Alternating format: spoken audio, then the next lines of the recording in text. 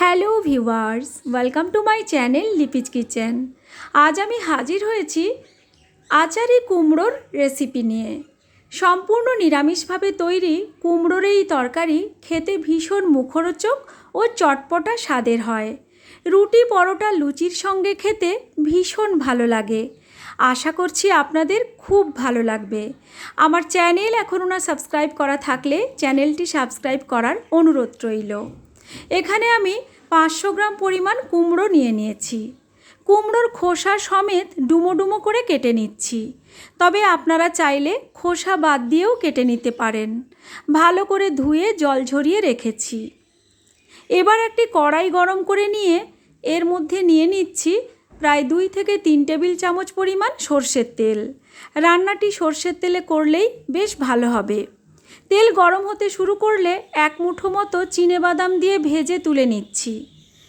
চিনেবাদাম ছাড়াও রান্নাটি করা যাবে, তবে মাঝে মধ্যে মুখে চিনেবাদাম পড়লে খেতে বেশ ভালো লাগে। চিনেবাদাম ভেজে তুলে নিয়ে তারপর এর মধ্যে অ্যাড করে দিচ্ছি 2টো তেজপাতা ছিঁড়ে, আর দিচ্ছি 1/2 চামচ 5 ফোড়ন, আর দিচ্ছি একটি শুকনো লাল লঙ্কা। কয়েক সেকেন্ড নাড়াচাড়া করে নিয়ে দিয়ে দিচ্ছি 1.5 চামচ মতো আদা রসুন বাটা, আর দিচ্ছি 2 পিঞ্চ মতো হিং। এবার একটু নাড়াচাড়া করে নেব, তবে ফ্লেমটাকে আমি এখন অফ করে দিয়েছি যাতে না মশলা পুড়ে যায়। ফ্লেম অফ করা অবস্থাতেই এর মধ্যে অ্যাড করে দিচ্ছি 1/4 চামচের একটু বেশি হলুদ গুঁড়ো, 1/2 চামচ লাল লঙ্কার গুঁড়ো, যেহেতু কাঁচা লঙ্কা বেটে দিয়েছি। দিচ্ছি 1 চামচ কাশ্মীরি লাল লঙ্কার গুঁড়ো, আর দিচ্ছি 1 চামচ ধনে গুঁড়ো, 1/2 চামচ জিরে গুঁড়ো। অ্যাড করে দিচ্ছি সামান্য একটু জল, আর ফ্লেমটাকেও অন করে দিচ্ছি। জল দিলাম যাতে করে গুঁড়ো মশলা না পুড়ে যায়। এবার মশলাকে ভালো করে কষিয়ে নেব মিডিয়াম ফ্লেমে। মোটামুটি 3 থেকে 4 মিনিট সময় নিয়ে মশলা কষিয়ে নিচ্ছি। মশলা কষাতে কষাতে অ্যাড করে দিয়েছি 1 টেবিল চামচ কসুরি মেথি। কসুরি মেথি এই পর্যায়ে অ্যাড করলে রান্নাতে সুন্দর একটা ফ্লেভার তৈরি হয়। হাতের কাছে থাকলে অবশ্যই করে দেবেন।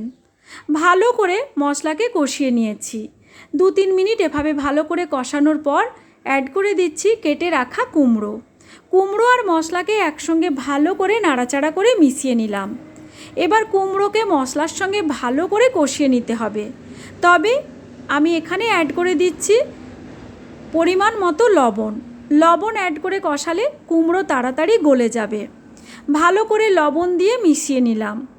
এবার কিন্তু আমি ঢাকা দিয়ে দিয়ে কষিয়ে নেব, এতে করে কুমড়ো খুব তাড়াতাড়ি গলে যাবে। ঢাকা দিয়ে রান্না করব, তবে 3-4 মিনিট অন্তর অন্তর কিন্তু ঢাকনা খুলে নাড়াচাড়া করে দিতে হবে, যাতে নিচ থেকে না ধরে যায় আর সমস্ত কুমড়ো সমানভাবে রান্না হয়। এভাবেই ঢাকা দিয়ে দিয়ে রান্না করে নিলাম প্রায় 7 থেকে 8 মিনিট। দেখুন কুমড়ো কিন্তু আমাদের বেশ সেদ্ধ হয়ে এসেছে। এই পর্যায়ে এখানে আমি যোগ করে দিচ্ছি মাঝারি সাইজের একটি টমেটোকে টুকরো টুকরো করে কেটে। টমেটো কিন্তু আগে থেকে দেয়া যাবে না, তাতে করে কুমড়ো প্রথম থেকে টমেটো দিলে সেদ্ধ হতে দেরি হয়। কুমড়ো সেদ্ধ হয়ে এলে তারপর দিয়েছি টমেটো, নাড়াচাড়া করে নিয়ে মিশিয়ে দিলাম ভেজে রাখা চিনেবাদাম। এবার ভালো করে নাড়াচাড়া করে মিশিয়ে দিয়ে ঢাকা দিয়ে আরও 3-4 মিনিট রান্না করে নেব, যাতে করে টমেটো সুন্দর গলে আসে আর কুমড়ো বেশ ভালো করে সুসেদ্ধ হয়ে মজে যায়। আরও 4 মিনিট পর আমি ঢাকনা খুলেছি। দেখুন টমেটো সুন্দর গলে গিয়ে মিশে গিয়েছে, আর কুমড়োও কিন্তু সুন্দর নরম হয়ে একদম মজে গেছে। এবার এইখানে আমি অ্যাড করে দিচ্ছি গুড়। আপনারা গুড়ের পরিবর্তে চিনিও অ্যাড করতে পারেন, তবে গুড় দিলে রান্নাটা দেখতে এবং খেতে দুটোতেই বেশ ভালো হয়। আমি এখানে গুড় অ্যাড করে দিয়েছি। গুড়টা পরিমাণ মতো দিতে হবে, খুব বেশি মিষ্টি হবে না, আবার একদম ফিকেও হবে না। পরিমাণ মতো গুড় অ্যাড করে দিয়ে ভালো করে নাড়াচাড়া করে এখানে আমি অ্যাড করে দিচ্ছি 1 চামচ আমচুর পাউডার। আমি এখানে বাড়িতে তৈরি করা আমচুর পাউডার অ্যাড করলাম। আপনারা চাইলে দোকান থেকে কিনে নিতে পারেন, আর আমচুর পাউডার ছাড়া আমচুর পাউডারের পরিবর্তে চাইলে 1 চামচ চাট মশলাও ব্যবহার করতে পারেন। ভালো করে সমস্ত কিছুকে মিশিয়ে নিলাম। রান্না একদম শেষের পথে, একদম শেষ দিকে এখানে অ্যাড করে দেব ধনেপাতা।